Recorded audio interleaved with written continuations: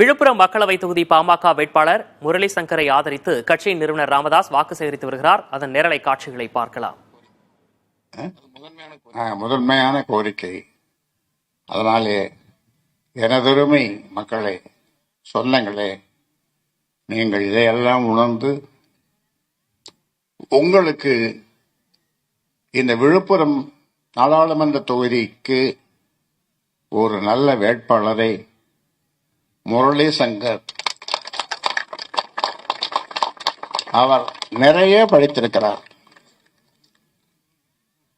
6 மொழியிலே பேசுவார். சரளமாக 6 மொழியிலே பேசக்கூடியவர், வல்லமை உள்ளவர், மக்களை பற்றி சிந்திக்கிறவர், மக்களுக்காக பாடுபடக்கூடியவர். அதனாலே அவர் ஒரு சிறந்த விளையாட்டு வீரர். விழுப்புரத்தில் மக்களவை தொகுதிக்கான பாமக வேட்பாளர் முரளி சங்கரை ஆதரித்து அவர் கட்சியின் நிறுவனர் ராமதாஸ் வாக்கு சேகரித்து வருகிறார். அந்த காட்சிகளை பார்த்தோம். பல்வேறு விஷயங்களை குறிப்பிட்டு அவர் பேசி வருகிறார்.